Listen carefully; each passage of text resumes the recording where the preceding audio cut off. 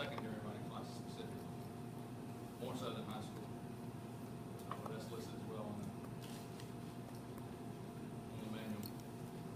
So the problem, starting out with the problem, what I realized in my classes when I was teaching composition at Guilford Tech was that I would have learners from all over the world, different regions, and they wrote totally different styles.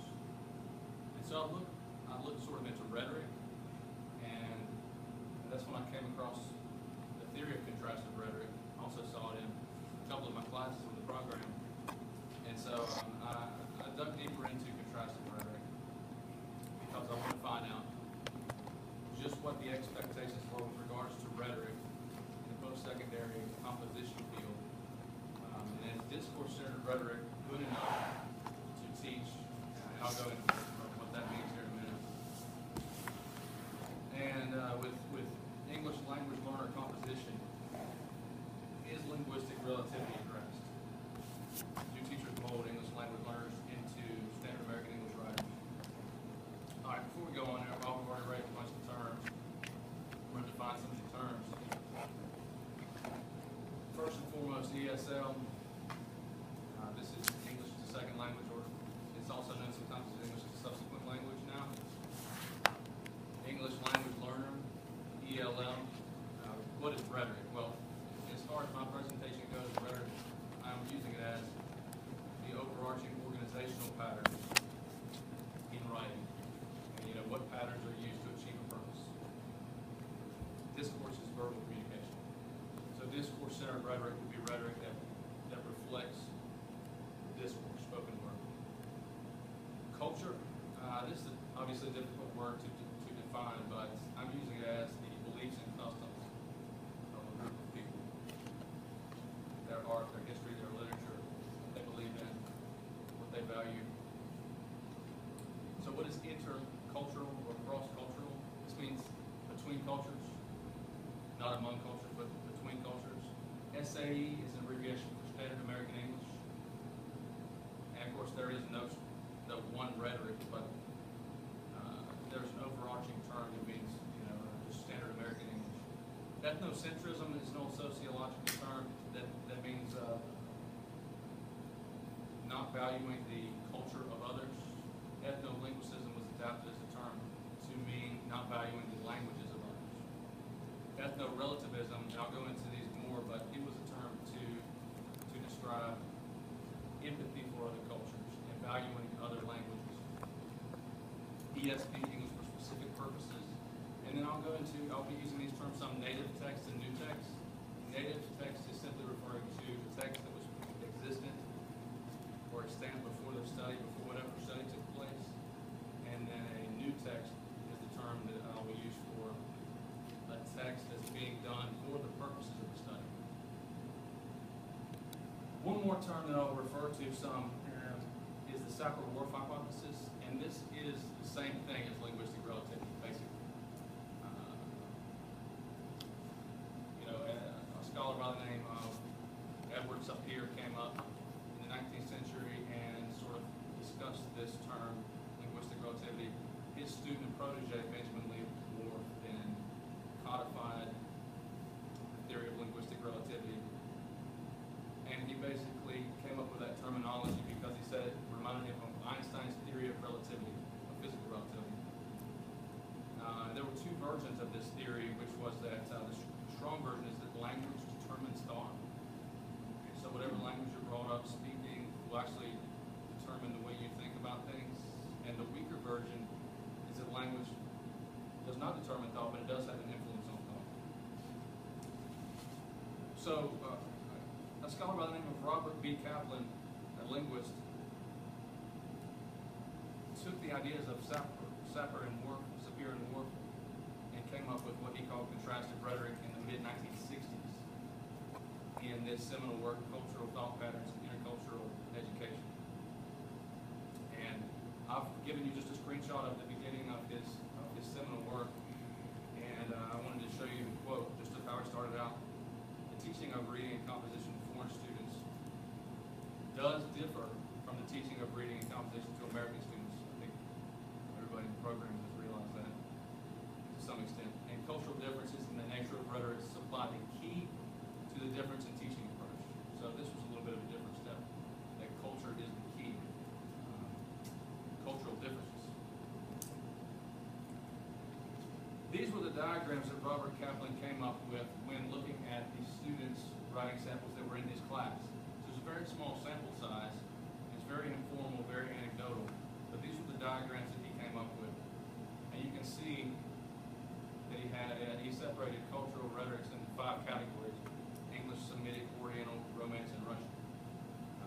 Obviously, I mean, some of you are probably already thinking that there's problems with this because these are very broad categories, and is this really fair to lump people in these huge categories?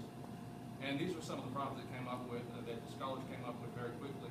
Mohan and Lowe came up with one of the most often sourced rebuttals of Robert Kaplan, 1985, and there were a couple problems that Mohan and Lowe pointed out. Here's a quote. One of the important quotes from their work is, "The source of these differences does not lie in a preference for indirectness in the language and culture of Chinese. Rather, it lies in the emphasis of the English language instruction programs to which students are exposed. Teachers in Hong Kong emphasize sentence correctness and pay less attention to organization and writing." And so, what Mohan and Lowe attributed the cultural, they said, yes, there are cultural differences, but it comes from teaching programs. So that was one of their rebuttals. And the other rebuttal they had was lack of empirical evidence. This is just a small sample size. A couple of other problems some of you might have already thought of. Ilana Leakey came along a few years later. She is the co-founder of the Journal of Second Language Writing. And she brings up the problem of ethnocentrism. And she uses the term ethnolinguicism to refer to lack of empathy for other languages and cultures. And another problem she brings up is that Kaplan's findings were, quote, wholeheartedly embraced in many ESL writing classes, which actually taught that English speakers think in a straight line while Asians think in circles and others think in zigzags. So, this was one of her main problems with Kaplan's work. And again, the terms here, ethnocentrism, ethnolinguicism. The answer to this came from Paul O'Connor, who is a very prominent scholar in the field of contrastive rhetoric. The book referenced here on the screen is her 1996 work titled appropriately Contrastive Rhetoric. And she came up with the term ethno-relativism in the book, or she used the term frequently to describe what she would see as, well, look, if learners are trying to come in and learn English, then they need to understand the rhetorical patterns that they're going to be using after they leave the classroom. So let's find a way to have empathy for their languages and for their cultures and still move them towards an American form of rhetoric. So this was her answer, and she details an expansive, comprehensive chronology of literature with regards to contrastive rhetoric in this book. Okay, evidence that supports contrastive rhetoric as far as studies go, this is the one that really struck me as being powerful, and that's the Tafkakanis, Wynn and Chan article from 2011. So this is a recent study, and this took 3 different groups: Chinese speakers, native Chinese speakers, native Hispanic, people from Hispanic cultures, and then American writers. And they all composed new texts. And the amazing thing about it was that each cohort sort of preferred writing that came out of their own group. They all wrote in English. That's the key there. I missed that. They all wrote in English. And English speakers preferred text written by other native English speakers. But Chinese speakers who were writing in English preferred other Chinese students who were writing in English. So that was sort of the key that really hit me, like they really do prefer the patterns that they write with. But as far as the bigger studies go, the 2 major studies came from Peirce and Fiber. The United Nations commissioned a huge study in 86, and it took a couple years to get everything ready. But the IEA, International Educational Achievement Assessment, was conducted by the United Nations across 14 countries and 5 continents. Huge study, 20,000 essays. And the conclusion for some was that there were rhetorical communities, and this was disputed by some scholars. The study was so huge that some people saw different things in the data. And I go into that some of the thesis, but some people saw different things. Some said there weren't really any patterns. Douglas Biber, conducted a study at the same time. He knew that the United Nations study was going on, and he saw problems with it, so he conducted his own survey. It was the first computerized study, and he used many genres. He separated the writing into genres. There were 23 specific genres that he used, 9 overarching genres. And his conclusion was that the data does show distinctions. And then Paul Lux, out of Arizona State, who was gracious enough to send me his unpublished dissertation that was sourced a lot. It came up a lot in the sources. He studied Ecuadorian and English writers and then found well-defined rhetorical differences. So after reviewing the literature, I had these driving questions: as a teacher, how can I guide my writers to writing for their specific purpose, so that when they leave my classroom, they're able to address their audience appropriately? What type of strategies can promote implicit learning of standard American English? In other words, so I'm not forcing and saying, like, you come from this culture, so I need to teach you this way. Moving all the different cultural rhetorics towards, what the expectations they will be seeing after they leave the classroom. And this is what I came to find, is that there are three